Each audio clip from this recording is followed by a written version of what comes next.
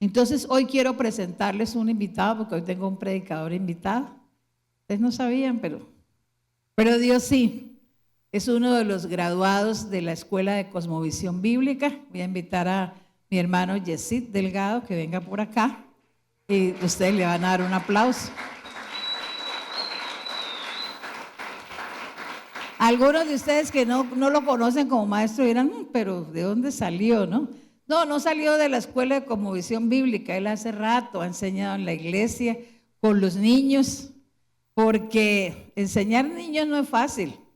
Esto parece sencillo, pero no. Y el que ha pasado por ahí es un buen maestro. Entonces, Yesid, es una alegría grande, gigante en mi corazón como pastora tenerlo aquí, porque el día que él estaba graduándose acá y nos daba su testimonio, lloré escuchando cómo Dios ha transformado su mente, su corazón, y yo sé que él va a ser un instrumento hoy para cada uno de nosotros.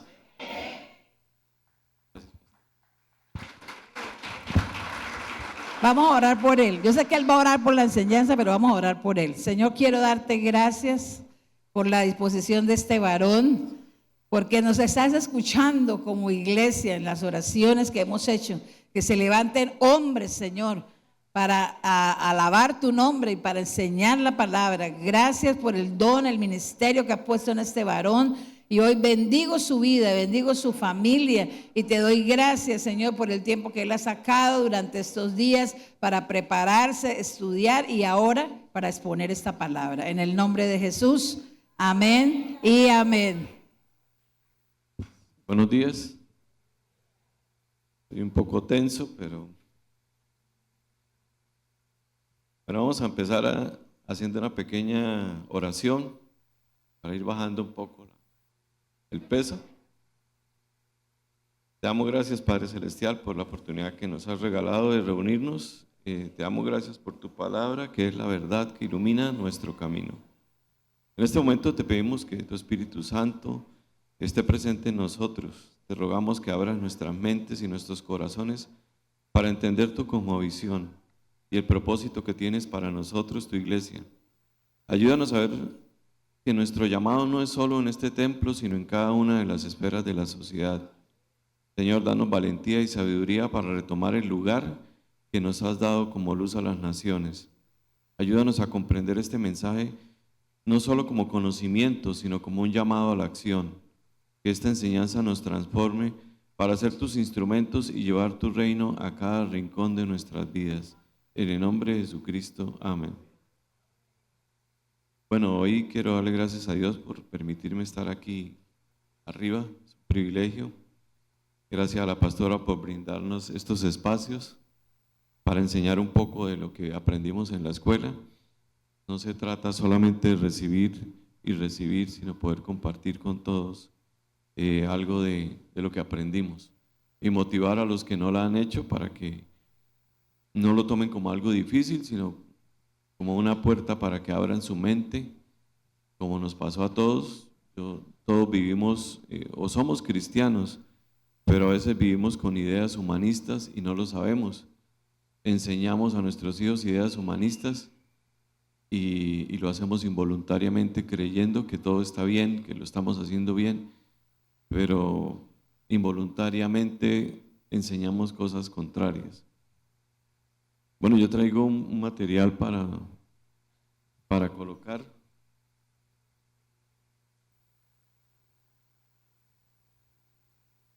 No sé, Joel. Aquí lo veo. No. Ya está ya. Pensé que no. Está ahí, no va a salir en la pared. Listo, perfecto. Bueno, este es una introducción. Yo no voy a desplegar el tema de las 7 esferas, pero sí voy a hacer una pequeña introducción sobre en qué nos estamos metiendo. La iglesia y el reino de Dios y las 7 esferas de la sociedad. Espero que no me ven allá. Bueno, ahora sí. Vamos a hablar un poco de la introducción. La iglesia y el reino de Dios en las 7 esferas. Bueno, como iglesia, a menudo hablamos del reino de Dios y de cumplir la gran comisión, pero ¿Cómo se ve esto en nuestra vida diaria, fuera de estas cuatro paredes?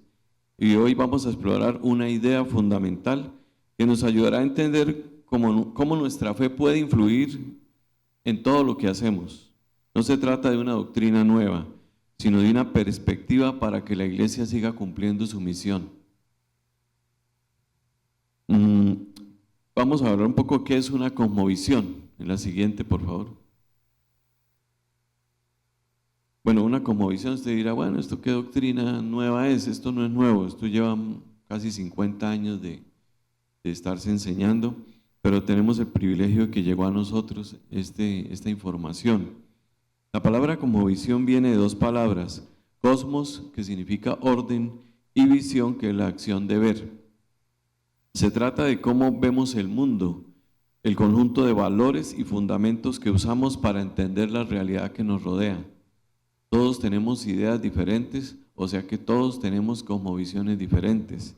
En su casa se rigen por la cosmovisión que usted tiene. Su cosmovisión, a pesar de que todos tenemos cosmovisiones diferentes, la que usted tiene como padre es la que predomina. Entonces sus hijos aceptan sus cosmovisiones. Si usted está equivocado, pues ellos van a aceptar y van a crecer con esa idea negativa o con esa mala información. Entonces todos tenemos cosmovisiones. Ahora el dato está en qué es una cosmovisión bíblica. La siguiente, por favor. La cosmovisión bíblica es ver la vida a través de los ojos de Dios. Es entender que hay un orden divino para las cosas, basado en las verdades y principios que encontramos en la Biblia. Esto no es solo para el domingo, sino para cada día de la semana. Lamentablemente, muchos cristianos vivimos lo que se llama dicotomía, pensando de una manera en la iglesia y de otra manera el resto de la semana.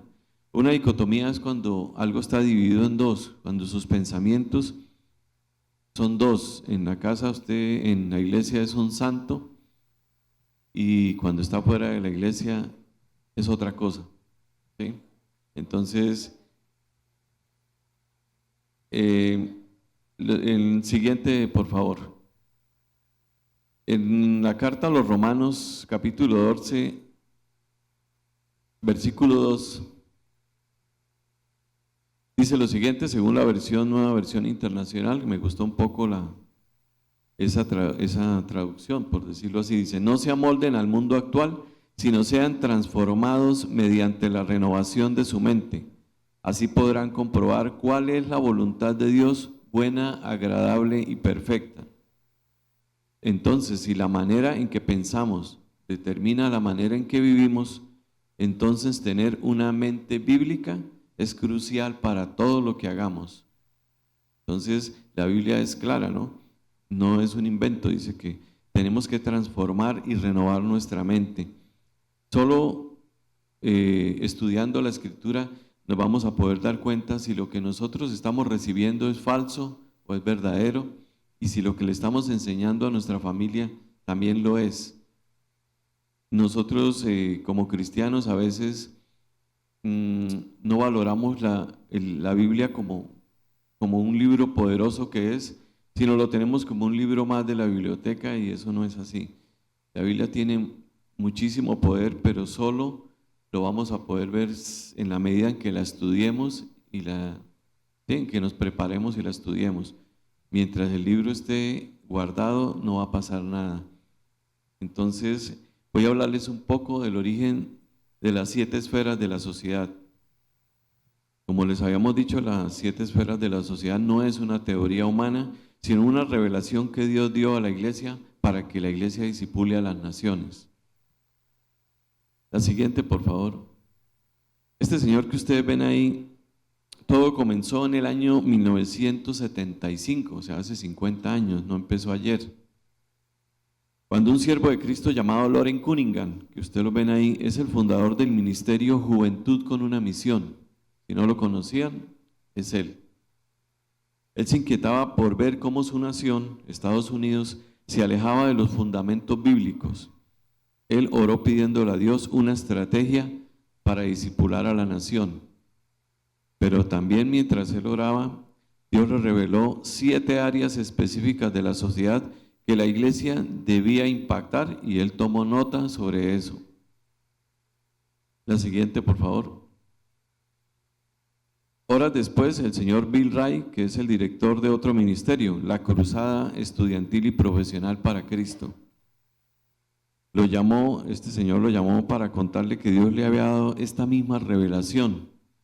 Más tarde, otro filósofo, en la siguiente, el señor Francis Schaeffer, que es un teólogo y pastor presbiteriano evangélico estadounidense, en la siguiente, por favor. Este señor también habló de la necesidad de que la iglesia influya en las mismas áreas. El mensaje era claro: Dios estaba llamando a su iglesia a retomar estas 7 esferas. La siguiente. Ahora, la imagen que ustedes están viendo ahí son las 7 esferas de la sociedad, no las del dragón, sino las de la sociedad. Sí. Queda claro, ¿no? Entonces, empezamos con la del gobierno. Pues no sé si alcanza a ver. Bueno, estoy tapando el aviso. Bueno, las del gobierno. Empezamos con las del gobierno, que es la esfera de la política y el poder civil. Todos saben que nada de lo que estamos hablando aquí de las 7 esferas es desconocido. Si usted no supiera que se llama esfera del gobierno es otra cosa, pero el gobierno sí existe y es la esfera de la política y el poder civil. La otra es la de los medios de comunicación, que figuraría, que son las esferas que moldean la opinión pública y transmite información a través de los diferentes medios, y el que más conocemos en este momento y casi el más poderoso e influyente son las redes sociales. La otra esfera de la sociedad son las artes y el entretenimiento o los deportes. Es una esfera que influye en la cultura y los valores a través de la creatividad de la persona y los diferentes deportes. Esta es una esfera que también tiene muchísimo poder. ¿Quién no conoce a Cristiano Ronaldo o a Messi? Todo el mundo. Por lo menos si no sabe a qué juega, ha escuchado a Cristiano Ronaldo. En las artes lo mismo. Podemos hablar de Lady Gaga, de un montón de nombres que usted me va a decir quién es, pero yo sé que usted los ha escuchado, los ha visto de alguna manera en las noticias, en algún lado. Karol G, ay, ¿quién es? ¿No? Y se saben las canciones. Entonces, esta gente sí sabe discipular, ellos sí están haciendo el trabajo de discipular. Ahí es donde estamos tratando de influir nosotros como iglesia, que no sea solo ellos, o que ellos no tengan todo el espacio para ellos, sino nosotros poder influir, ir entrando a influir en esas cosas. La educación, la esfera que forma las futuras generaciones. Esto da miedo porque la educación a veces se la entregamos a los colegios y nosotros en nuestra casa no la ejercemos, no enseñamos. La familia, la esfera fundamental para la sociedad y la transformación de valores. Volvemos al mismo. Esperamos que en la iglesia, el maestro de la iglesia o el maestro del colegio le enseñe la transmisión de valores a nuestros hijos, y ese es un trabajo de nosotros, no de ellos. La religión o la iglesia, que es la esfera de la fe y la moralidad. Hay iglesias hoy día que moralmente están destruidas. Usted ve videos en YouTube con unos espectáculos que no sé, ¿esto será inteligencia artificial o si estará sucediendo en alguna iglesia? Los negocios y la economía es la esfera del comercio, la tecnología y los recursos. Acabo de nombrarlas todas y ninguna de esas es desconocida para nosotros. En algún momento en las siguientes clases, cada uno de los compañeros, amigos, hermanos que van a subir acá, van a hablarles y van a ver cómo podemos influir en cada una de ellas. Siguiente, por favor. En Mateo 5, 14 al 16, en la Nueva Versión Internacional, Dios nos invita de la siguiente manera. Dice: ustedes son la luz del mundo. Una ciudad en lo alto de una montaña no puede esconderse. Tampoco se enciende una lámpara para cubrirla con una vasija. Por el contrario, se pone en el candelero para que alumbre a todos los que están en la casa. hagan brillar su luz delante de todos, para que ellos puedan ver las buenas obras de ustedes y alaben a su Padre que está en los cielos. Ese es uno de los versículos que nos habla directamente de que nosotros seamos luz, luz a las naciones y luz en nuestra casa. Siguiente, por favor. Ahora les voy a hablar de un personaje que sí está haciendo su trabajo y es el que nos ha quitado el espacio. Es la influencia de Satanás y la influencia de cómo la iglesia ha perdido, perdón que lo repita, que ha perdido la influencia en las esferas de la sociedad. En Juan capítulo 8, versículo 44 dice: vosotros sois de vuestro padre el diablo, y los deseos de vuestro padre queréis hacer. Él ha sido homicida desde el principio y no ha permanecido en la verdad, porque no hay verdad en él. Cuando habla mentira, de suyo habla, porque es mentiroso y padre de mentira. En este versículo Jesús mismo describe a Satanás como un homicida desde el principio y el padre de mentira, mostrando su naturaleza engañosa y destructiva. Entonces no piense que las mentiras son piadosas, no, que son blandas, no. Aquí no hay término medio, ¿sí? Él muestra su naturaleza engañosa y destructiva. Satanás busca esclavizar a las naciones y a las personas, y lo hace a través de la mentira, que es su herramienta principal. Él quiere destruir comunidades y naciones. La raíz de la pobreza y la destrucción no es la falta de recursos, sino las mentiras que se incrustan en la cultura.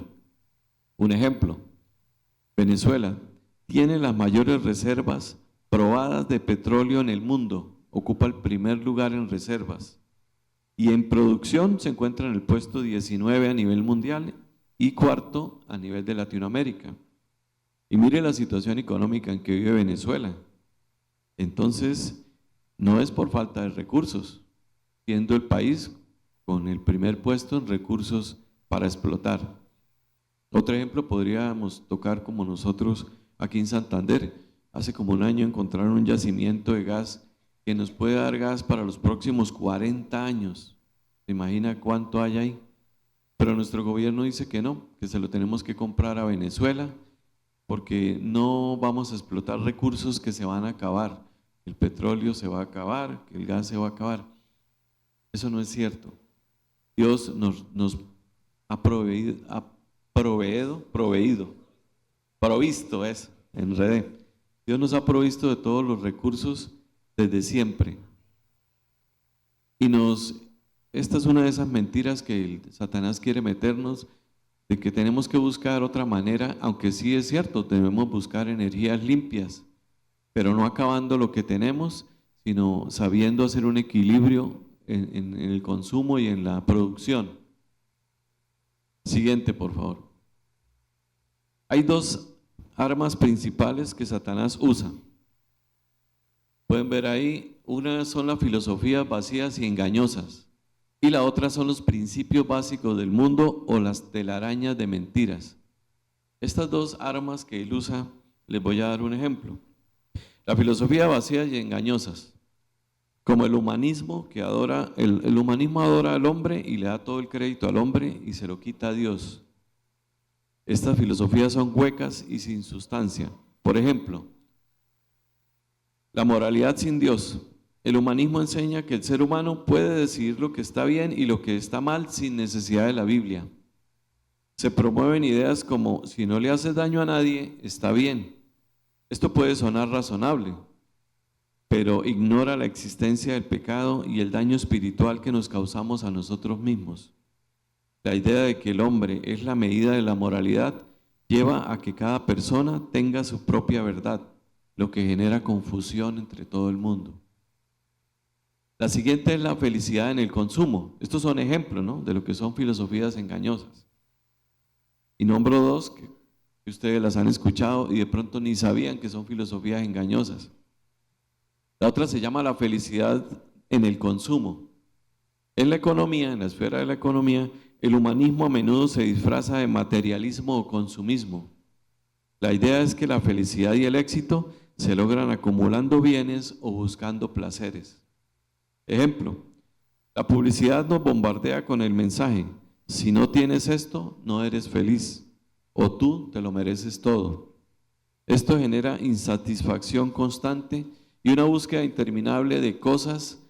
En lugar de buscar la satisfacción en la relación con Dios, la buscamos en las cosas materiales. La otra arma que utiliza Satanás es los principios básicos del mundo o las telarañas de mentiras que nos impiden prosperar como individuos y como naciones. Por ejemplo, vamos a dar 2 ejemplos. Una que dice: tengo que vivir por encima de mis posibilidades para ser feliz. ¿Dónde está la mentira? La idea nos dice que el éxito y la felicidad se miden por lo que podemos comprar o por la apariencia de riqueza. Nos presiona a tener deudas, a gastar más de lo que ganamos y a vivir con una mentalidad de escasez. El resultado, esto crea individuos y naciones endeudadas, que no ahorran, no invierten, lo cual destruye la economía y la prosperidad a largo plazo. Es una telaraña que ata a las personas al consumismo y la insatisfacción. ¿Sí lo han visto? Y yo sé que algunos aquí están ahí. Mis sentimientos son la verdad. Es la siguiente mentira. Bueno, la mentira está. Esta creencia nos dice que lo que sentimos es lo que determina, nos dice que lo que sentimos es lo que determina lo que es correcto. Se enseña a seguir a tu corazón, sin importar las consecuencias. ¿Cuál es el resultado? Esto lleva a tomar decisiones impulsivas y egoístas.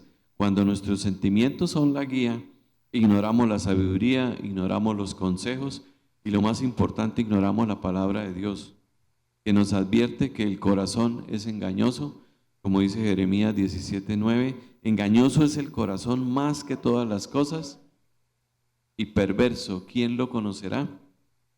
Esto genera inestabilidad personal, las relaciones rotas y una cultura donde no existe una verdad absoluta. Entonces, como pueden ver, el diablo sí está trabajando y lo está haciendo bien. Nosotros le hemos cedido terreno como iglesia. A partir del siglo XIX, más o menos promediando los años 1800, fue cuando la iglesia empezó a perder el liderazgo en las 7 esferas. El humanismo adoctrinó a las naciones con sus filosofías huecas y el pueblo cristiano soltó este espacio. Han pasado más de 120 años y el enemigo ha aprovechado este terreno para contaminar a las naciones con filosofías paganas. Por ejemplo, la teoría de Charles Darwin explica cómo la vida en la Tierra ha diversificado a través de la evolución, impulsada por la selección natural y la herencia de rasgos ventajosos, conectando a todas las especies a través de un ancestro común. En algunos videos de mi época salían un gusanito saliendo de un estanque. Se suponía que todos veníamos de ese tipo de evolución. Entonces, en los libros de biología hoy día no se menciona. Lo correcto es que se dijera, si fuera para escoger, dijera, bueno, esto es lo que Dios dice en la Sagrada Escritura de cómo se creó al hombre, esto es lo que el hombre cree de cómo se generó su principio.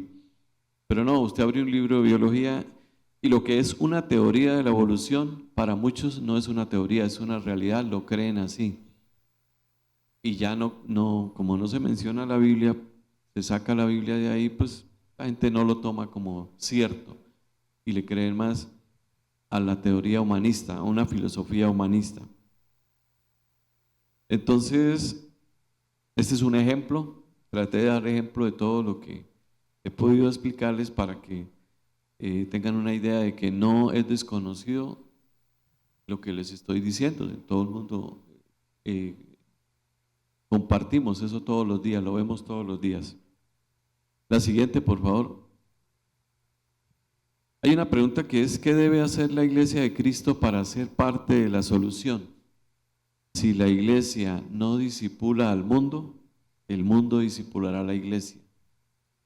La iglesia, al retirarse, permitió que el mundo nos discipulara a todos. La solución comienza por nosotros, los individuos. No podemos esperar que el cambio empiece con los gobiernos en las altas esferas sino que debe iniciar en nuestros corazones. No esperemos a que el gobierno de Petro se acabe y llegue otro presidente y esto va a ser un paraíso. Con lo que les acabo de mostrar, no se trata de presidentes, sino esto es una guerra espiritual, ¿sí? Esto es más profundo. Entonces, no sueñe que con el nuevo presidente que va a llegar, las cosas van a mejorar. Se trata de una situación espiritual y que si no hacemos nada por cambiar, empezando por nosotros, no vamos a ver nada, no vamos a ver ningún resultado. Se genera un cambio individual cuando una persona recibe a Cristo y nace de nuevo. Su mente se alinea con la verdad de Dios. Y ahí sucede un impacto familiar. Esta persona afecta a su familia. Después un impacto comunitario. Esta familia impacta a las otras familias y van cambiando las comunidades. Esto genera un impacto nacional que comienza a transformar la nación. Es así como suceden los cambios. No se trata de involucrar un montón de personas, sino empieza de a uno, con un discípulo. Si esa persona es bien discipulada, usted no se tiene que preocupar ni pensar a qué hora vamos a transformar la nación. Ese no es el trabajo suyo, juzgar eso. Eso lo hace el Espíritu Santo. El trabajo suyo es discipular bien para que el Espíritu Santo pueda trabajar de ahí en adelante. Él se encargará del resto. El siguiente, por favor. En Mateo 8:28 dice, por tanto, vayan y hagan discípulos de todas las naciones, bautizándolos en el nombre del Padre, del Hijo y del Espíritu Santo.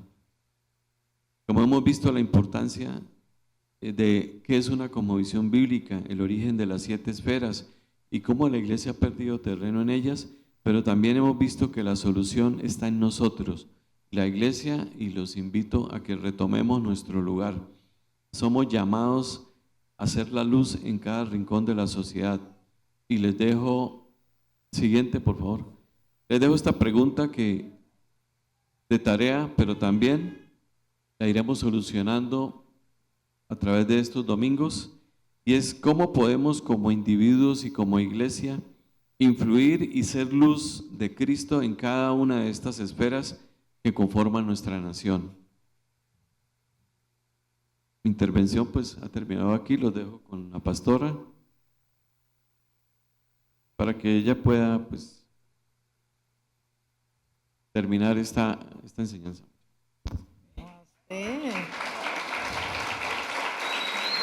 Gloria a Dios.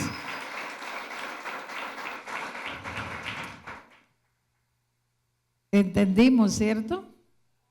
Muy clarito, muy lindas las diapositivas. Gracias, Yesid, por ayudarme hoy a predicar. Yo no traigo diapositivas, pero sí traigo varias cosas para continuar con esta verdad que el Señor quiere que sea implantada en nuestros corazones. Las esferas son áreas de la sociedad en las cuales todos interactuamos y todas esas esferas son interdependientes, o sea, usted no está solamente en una.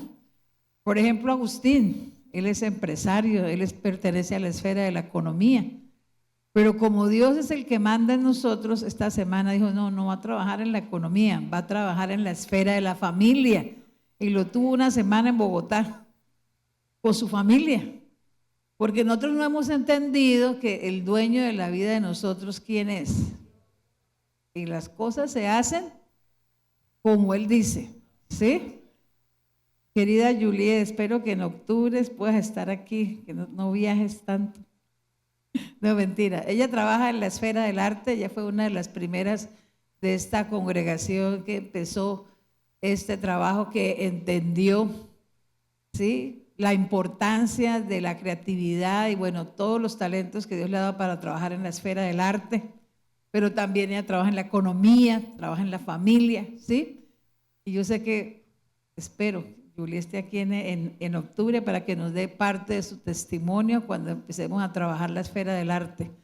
Porque ya estamos aquí como iglesia, nosotros ya estamos actuando en la esfera del arte. Tenemos toda una familia, la familia Duarte, por ejemplo, ellas trabajan en la esfera del arte, ¿sí? sus manualidades, su creatividad. Y bueno, sería bueno que usted esta semana haga el ejercicio y se pregunte, escriba en cuántas esferas o en cuántas áreas de la sociedad usted ya está, ¿sí? Y usted no se ha dado cuenta. Y necesitamos empezar a influir en esas esferas. Amén. Yo quiero completar esta parte de la enseñanza diciéndoles que el evangelio que nosotros hemos recibido y que quizás por muchos años nos ha bendecido y nos conformamos fue un evangelio de salvación. Pero yo hoy quiero invitarlos a que como iglesia, porque ese es el propósito de esta enseñanza, que nosotros podamos entender que Dios está buscando obreros y discípulos para recoger la última cosecha de este siglo. A nosotros nos corresponde hacer eso como iglesia. Dios está buscando esa gente, pero tienen que ser discípulos. Creyentes no van a recoger cosecha. Necesitamos ser discípulos y necesitamos vivir el evangelio del reino de Dios. Nos hemos quedado con el evangelio de la salvación y ese es un evangelio chévere, pero necesitamos entrar a gobernar, porque el evangelio que Dios trajo lo dijo a través de Juan el Bautista: hoy se ha acercado el reino de Dios, por eso ustedes tienen que cambiar, porque cuando él dijo arrepiéntanse, ¿qué estaba queriendo decir? Tenemos que cambiar, no podemos. Si el evangelio llega a mi corazón, a mi casa, a mi cabeza, yo no puedo seguir siendo el mismo. Debo ser transformado y debo transformar a otros, ser un modelo para transformar a otros. Amén. Ser influencia. Entonces, el evangelio del reino abarca todas las esferas de la sociedad. No está solo en una, no. Dios lo diseñó este evangelio para que pueda alcanzar todas las esferas de la sociedad. ¿Qué es lo que ha pasado? Lo que estaba diciendo mi querido Yesid, que nuestra mente tradicional, religiosa, solamente pensamos que el evangelio se vive acá, pero que fuera del templo, no. Y a veces como papás, incluso pastores, he tenido que aconsejar a pastores. Porque hace años atrás, 6 o 7 años atrás, una pastora me decía: ay, yo quiero que mi hija esté ahí en el altar con sus hijos, adorando, cantando. Yo quiero que ella haga parte de la alabanza. Y yo, sí, muy bonito. Le dije, pero no. Y ella se quedó así mirando. ¿Por qué? Porque en ese tiempo ella estaba empezando, su hija estaba empezando a estudiar la carrera de Derecho. Y yo le dije, Dios la necesita en otra esfera de la sociedad, a ella. Y es un abogado brillante. Le dije, déjela allá, porque ella necesita brillar allá. Ella necesita llevar la luz de Dios allá. Aquí ya hay muchos que estamos aquí arriba. No, necesitamos gente que ahí, en su lugar de trabajo, en su profesión, pueda hacer brillar la luz del evangelio del reino de Dios. ¿Está entendiendo? Bueno, ahora nosotros como creyentes no somos los que tenemos que indicarle a Dios en qué esfera Él se va a mover. No, Él es Dios, Él es dueño, no solamente de la creación, de las esferas, sino de nosotros. Entonces, necesitamos una mente renovada, necesitamos una mente abierta al aprendizaje y también a las instrucciones que Dios, en la medida que estudiemos, nos expongamos al estudio de la palabra, a la enseñanza, Dios va a ir revelando. Dios va a soltar revelación aquí durante todos estos meses y usted se le va a abrir su entendimiento y usted va a decir, bueno, necesito moverme en mi esfera, necesito ser influyente en mi esfera, porque para el mundo normal y natural dice que una sola golondrina no hace verano, y esa es otra mentira. Eso es otra mentira. Y los refranes a veces están compuestos de muchas mentiras. Pero en Dios, un solo personaje sí trae cambios. Eso lo hemos visto a través de los ejemplos de la Escritura. ¿Sí? Entonces, ¿cuál es ¿Cuáles son las cosas que nos llevarán realmente a que el reino de Dios se manifieste? Eso, el convertirnos en discípulos. Y fíjese que aún en la oración modelo, esto no es nuevo, esto es muy antiguo. Cuando los discípulos le dijeron a Jesús, enséñanos a orar, una de las cosas que él dice en esa oración es, que venga tu reino y que se haga, ¿qué? ¿Dónde? ¿Cómo? Que se haga aquí en la tierra como se hace ¿dónde? Ustedes no saben eso, no entendemos eso. Cuando Dios le dice a un ángel o a millones de ángeles, muévanse, ellos no ponen a pensar, ¿y por dónde y para qué? No, como nosotros, Dios nos ordena hacer algo y empezamos a hacer preguntas. Y empezamos a decir, no, es que no entendemos. Aquí hay muchos que le estamos diciendo, hagan la escuela. No, pero ¿eso para qué es? Eso, yo no entiendo eso. Y como no entiendo, no la voy a hacer. No, los ángeles, ellos cuando reciben una orden, la hacen, se mueven. Bueno, la iglesia, nosotros que somos la iglesia, somos la institución que Dios ha autorizado aquí en la tierra para establecer sus normas, sus principios, sus valores, ¿sí? Porque eso es lo que va a traer cambios, eso es lo que va a traer renovación a su vida, a su familia y a todo su entorno. Amén. Mi pregunta es, ¿estamos cumpliendo con esa misión? Ahí se las dejo. Ahí se las dejo. El estudio de estas 7 esferas nos va a llevar a examinar y a conocer el Dios verdadero. Porque a veces nosotros poseemos un Dios que no es de verdad, como que es de juguete. Tengo algunas preguntas que desde antes de conocer todo este material siempre me hice, pero que bueno. Y una de ellas es, ¿por qué razón la fe cristiana se ha debilitado tanto y ha perdido su eficacia en todo lo que está relacionado con las esferas, la economía, la política, la familia, las comunicaciones, la educación? ¿Sí? ¿Por qué se ha debilitado tanto? Porque aunque Dios estableció cada una de esas esferas, les decía ahorita aquí a ellos, mientras Jessy predicaba, que la esfera de las comunicaciones Dios la ha establecido para traer la información, pero realmente tenemos en este momento información. Yo les decía a ellos, no, lo que se está haciendo ahorita a través de las esferas de la comunicación es desinformar a la gente, traerle confusión, traerle mentira, porque nos traen manipulación para podernos manejar.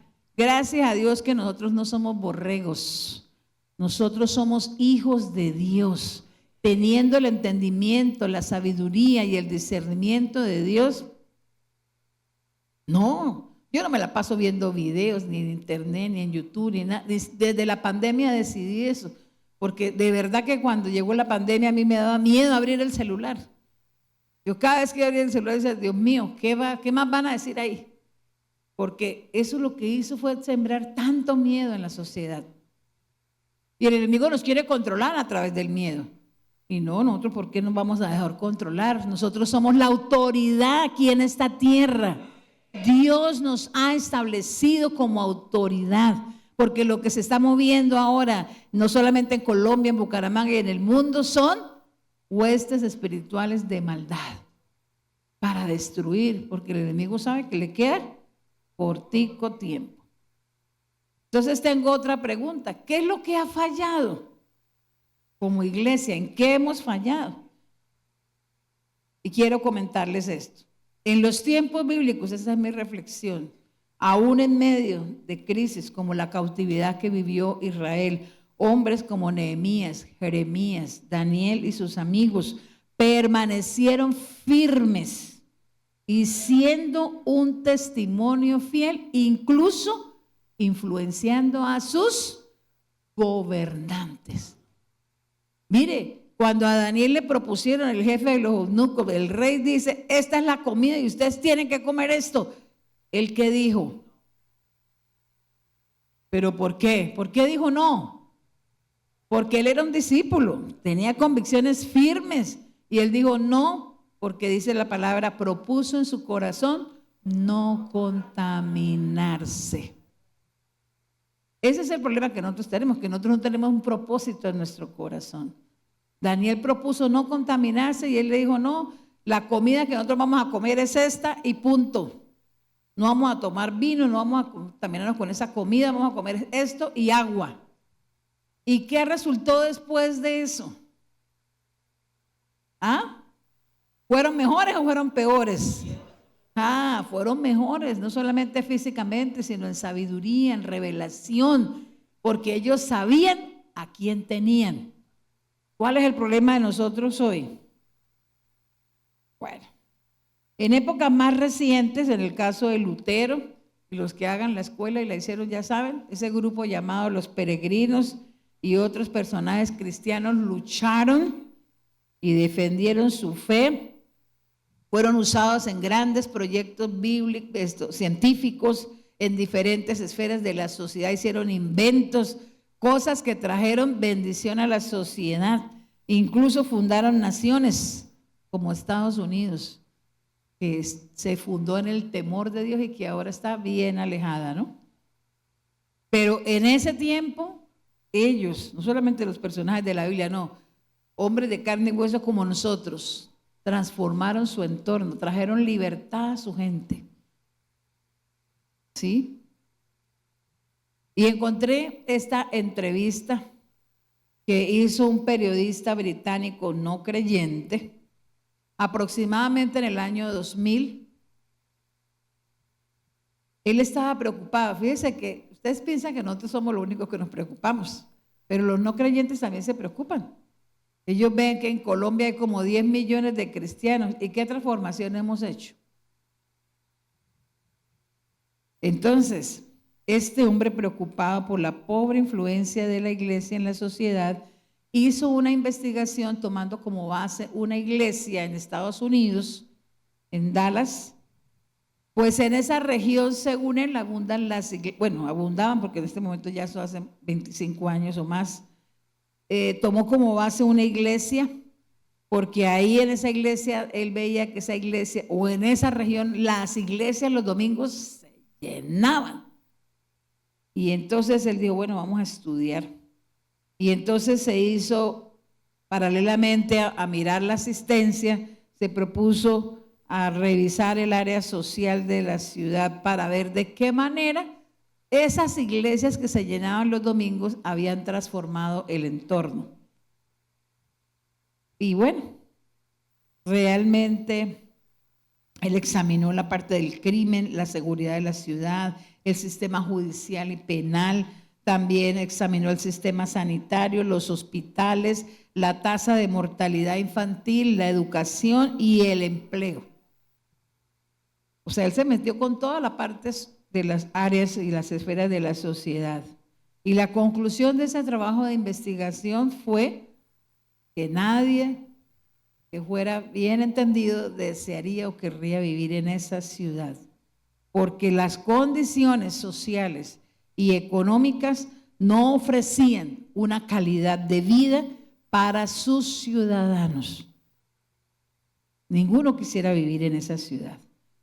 También, adicional a esa investigación, él entrevistó a varios líderes y pastores cristianos en la televisión, personas reconocidas, personas íntegras, ¿sí? Las entrevistó porque él quería escuchar de la boca de ellos qué opiniones tenían con respecto a todo eso que estaba pasando en su ciudad. Él les habló y les hizo el reporte con sus estadísticas de todo lo que él había descubierto y luego les lanzó a todos esta misma pregunta. ¿Qué tiene que decir acerca de su condición o de la condición que hay en esta comunidad? Esa fue la pregunta. ¿Qué tiene usted para decir como pastor o como líder de una iglesia con respecto a todo lo que está pasando en esta ciudad? Y dice que Todos ellos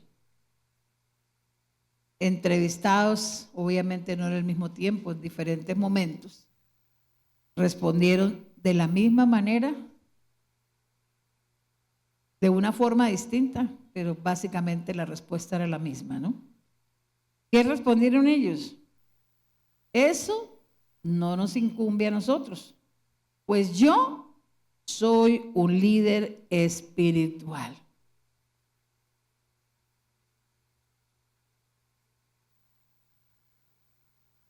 Y la verdad, eso es muy triste, porque eso da a entender que hace 25 años atrás y todavía estamos pensando de la misma manera. Que solamente el evangelio es para vivir aquí, en estas 4 paredes o en las 4 paredes de nuestra casa, pero que el evangelio no debe llegar a esos lugares donde se necesita. Mi pregunta es, ¿qué dieron ellos a entender con esa respuesta?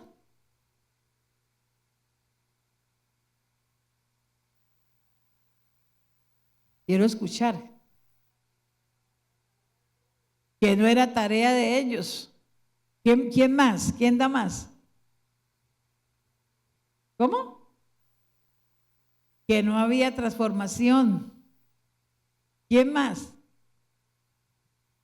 Muy bien, gracias. Gracias, Luciano. Que no asumieron la responsabilidad que les tocaba con esa ciudad. Ahora, yo les pregunto a ustedes, si a usted alguien les hiciera esa pregunta, ¿qué responderían ustedes? Cualquiera de ustedes, a ver, ¿quién la quiere responder? Higinio respondería que hay que cambiar la manera de pensar. Gracias. ¿Quién más respondería? ¿Cómo?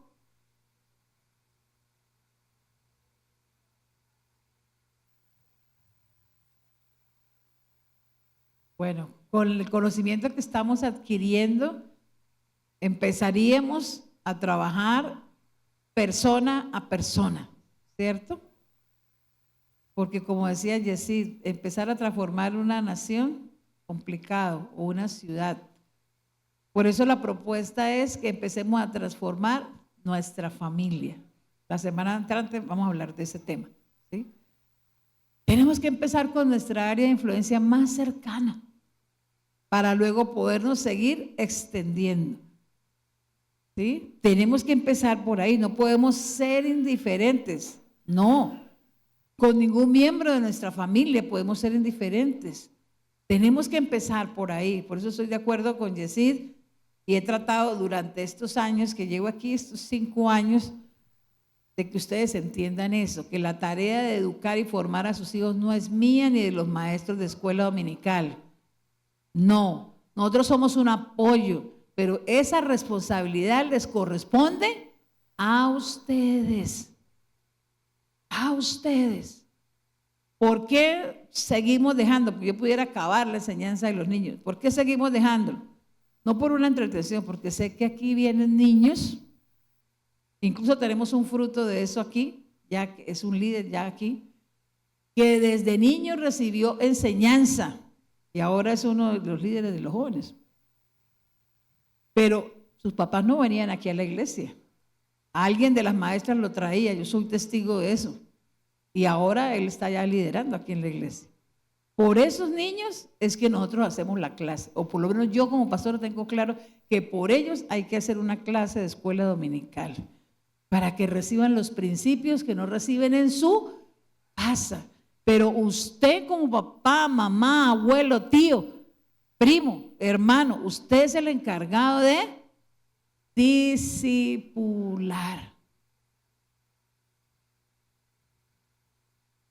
Mi nieto cada vez que viene a casa y se queda conmigo, pero yo lo amo. Él me hace unas preguntas y me estaba haciendo unas preguntas que día sobre la desnudez. No quería hacérmela, lo pensó y dijo, es que usted de pronto se va a poner brava. Yo le dije, ¿por qué me voy a poner brava? Pregunta.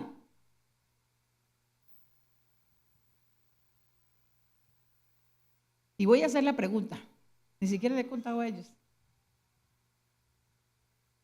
Abuelita, ¿usted alguna vez se bañó con mi abuelito?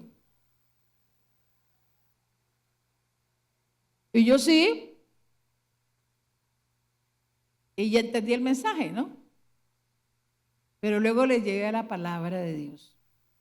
Porque yo he entendido cómo Jesús, que Él no desaprovechaba ninguna oportunidad para enseñar. Y entonces le traigo el celular, venga, le muestro. Miren lo que dice aquí la palabra de Dios. Empecé a hablarle del matrimonio, de cómo Dios estableció el matrimonio y cómo en Génesis 2 dice, y estaban desnudos y no se avergonzaban. Y aproveché ahí para establecer unos fundamentos. Yo le dije, esto solamente Dios lo permite y le da aval en el matrimonio. Pero no solamente eso, al día siguiente yo me voy a hacer unas vueltas y él quedó en la casa con una de sus tías y le voy a dejar una tarea. Y él ya me dijo, ya le pregunté a mi papá, pero mi papá no sabe. ¿Cuál fue la tarea? Leer Levítico 18. Es un capítulo larguísimo. Y cuando llegué de allá de la calle le dije, papi, ¿qué entendió? Y él me dijo, sí, uno no debe ver la desnudez de nadie, de nadie, de nadie. Dije, pero explícame. Me explicó, ¿sí? ¿Por qué? Porque nos corresponde discipular. Si yo no discipulo, los de la calle van a discipular. Pero ahí estoy sembrando la palabra de Dios en un área importante de él, que es su área sexual. ¿Listo? Entonces usted no empiece, ay, no haga esas preguntas. Yo hubiera podido decirle a usted qué le importa. No. Yo dije, esta es mi oportunidad para enseñar. Y usted debe entender eso, ¿sí? Debe entender eso. Bueno, volviendo a la pregunta, porque ya quiero terminar, ¿en qué hemos fallado como iglesia?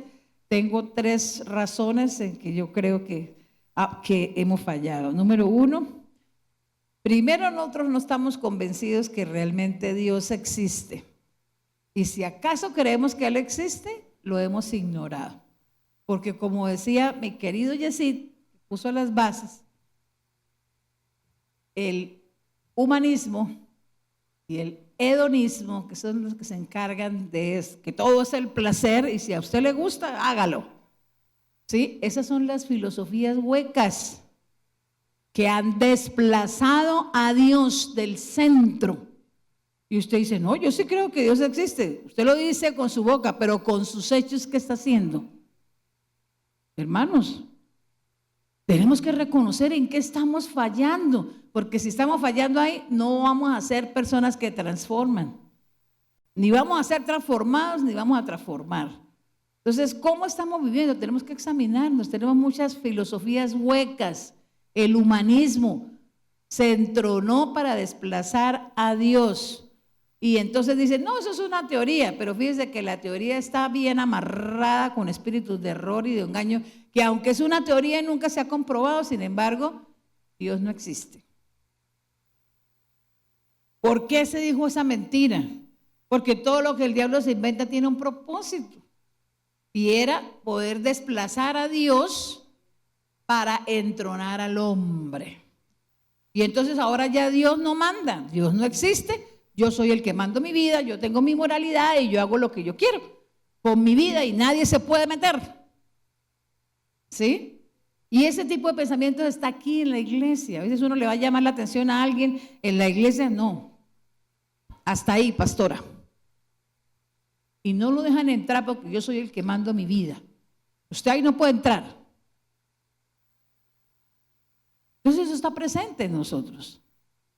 No hemos tenido a Dios realmente como lo que Él es, no lo hemos valorado, creyendo en la existencia, lo hemos ignorado con nuestras acciones, con nuestras actitudes, con nuestra manera de pensar. Número 2, otra cosa que yo creo que también está pasando como iglesia es que nosotros no creemos en Dios ni en su palabra. Si creyéramos en esto, nosotros no actuaríamos como actuamos frente a las circunstancias que tenemos y que enfrentamos diariamente. A veces estamos que no sabemos ni qué hacer y lloramos y nos desesperamos. ¿Y Dios dónde está? Para usted, ¿Dios dónde está? Si realmente nosotros creyéramos en Dios y su palabra, no pecaríamos.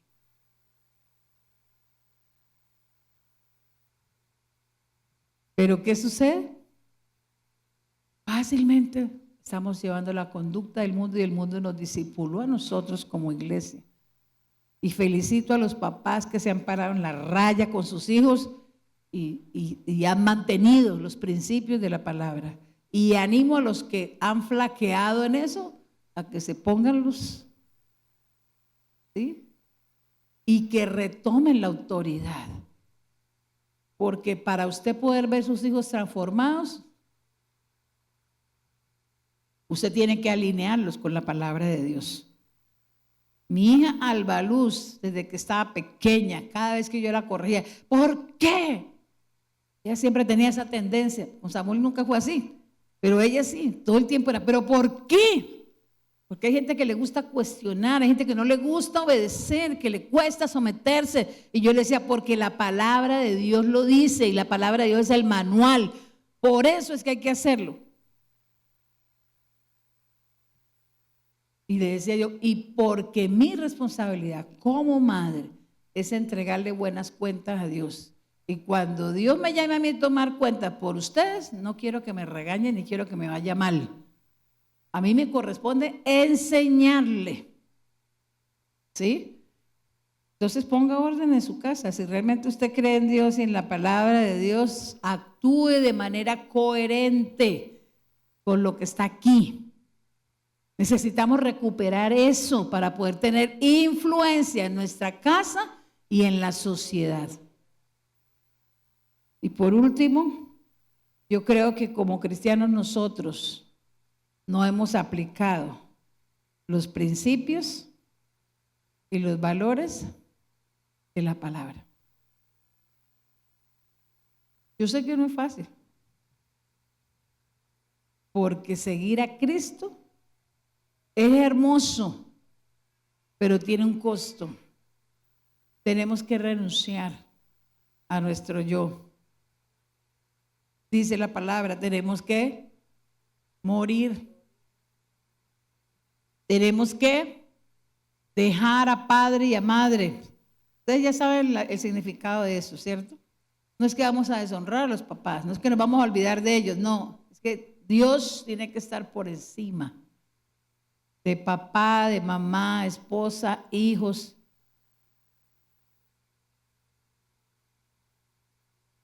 Yo me he preguntado por qué si los personajes bíblicos como Daniel y todos los que ya mencioné no tenían la historia completa del Evangelio. Ellos apenas tenían una parte. Tenían promesas, tenían esperanzas de un Salvador. No tenían la historia completa. Nosotros ya no tenemos que completar la historia ya está completa. ¿Cuál es la historia completa? Que que Dios creó el universo, nos creó a todos nosotros, pero que obviamente caímos. Eso no lo podemos desconocer. Pero que no solamente caímos, nosotros no solamente nos quedamos ahí caídos, tan pronto el hombre cayó, el Señor dio una promesa de redención en Génesis 3:15. Y por eso, con base en esa promesa, todos los que murieron en el Antiguo Testamento murieron esperando el cumplimiento de esa promesa. Y Dios cumplió, ¿sí o no? Claro, Él mandó a su hijo, murió, no se quedó en la tumba, resucitó. Esa es la historia completa. Y algún día volverá por nosotros. Pero muchos de nosotros vivimos como si fuéramos eternos acá en la tierra. Y nosotros no somos eternos en la tierra. Sí somos eternos porque en Eclesiastés 3 dice que Dios ha puesto eternidad en nuestro corazón. Oiga, no en el cuerpo, en el corazón. ¿Sí? Mientras estemos aquí en la tierra no vamos a ser eternos. Algún día nos vamos a ir.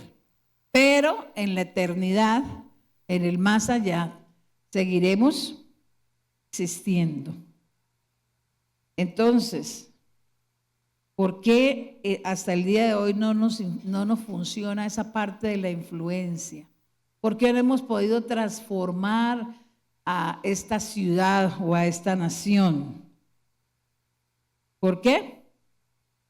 Mi querido Yesí ya lo dijo, porque el mundo nos discipula a nosotros.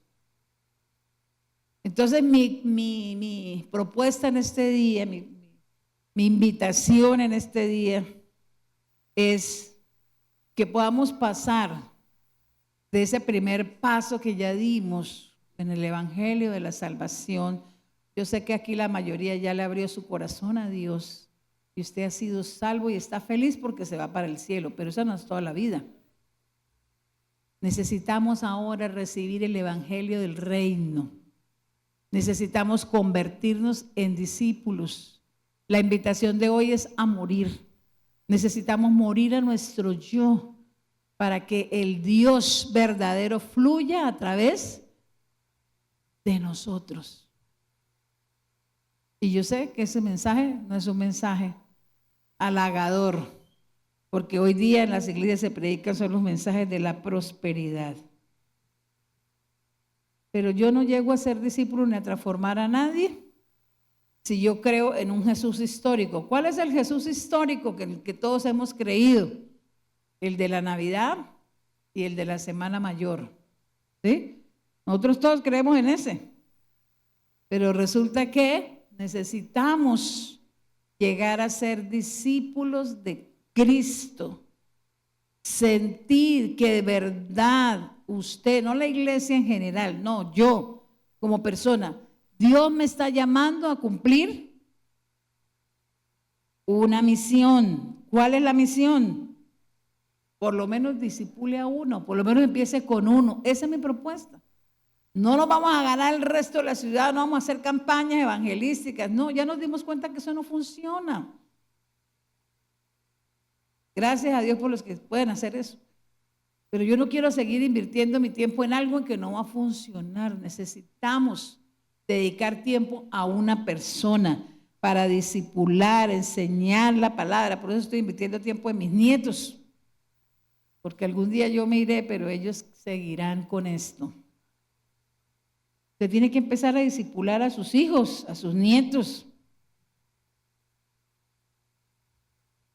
Bueno, yo me considero discípulo del Señor no solamente porque he aceptado el Evangelio del Reino, sino también porque he decidido creer en su palabra, creer en sus promesas. Y aunque el mundo está diciendo que somos muchos, que esto se va a acabar, que vamos a aguantar hambre, que yo no sé qué, y bueno, hay una serie de cosas que se están diciendo, yo creo en lo que la palabra de Dios dice. La palabra de Dios dice, mi Dios pues suplirá todo lo que me haga falta conforme, no a mi necesidad, eso es lo más lindo. Dice, conforme a sus riquezas en gloria. El que no conoce a Dios, sí, tiene razón de decir que esto se va a acabar, porque ellos no tienen a Dios ni cuentan con ese poder de Dios y con todas las riquezas que Él tiene. Pero usted y yo que conocemos a Dios, deberíamos tener la tranquilidad de que Él va a suplir para nosotros ahora y no sé cuántos años más de vida nos queden acá. Yo también considero que soy discípulo de Dios porque vivo las enseñanzas de Él, creo en sus promesas y cuando tengo cuestionamientos como todos ustedes, inquietudes sobre las situaciones difíciles y controversiales de este país, de esta ciudad, de la gente, ¿saben qué hago? Voy a Dios. Hace como 15 días me reuní aquí con los pastores de las sedes, hablamos de la iglesia, hablamos de muchas cosas y entre todo eso hablamos de política también. Y me fui con una inquietud esa noche, porque hicimos una vigilia, me fui con una inquietud a mi casa esa noche. Y le dije a mis escuderas, por favor acompáñenme a orar. Porque yo sé que en Colombia se está hablando de guerra civil y todo lo demás. Y yo quiero saber qué va a decir Dios con respecto a esto. ¿Cuál es nuestro papel como iglesia en todo esto?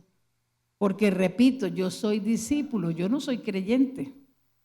Yo me tomé en serio esto de vivir para Dios. Me quedan pocos años de vida. Y quiero lo que me resta de mi vida, poderlo vivir para agradar a Dios. Entonces, ¿qué me dijo Dios?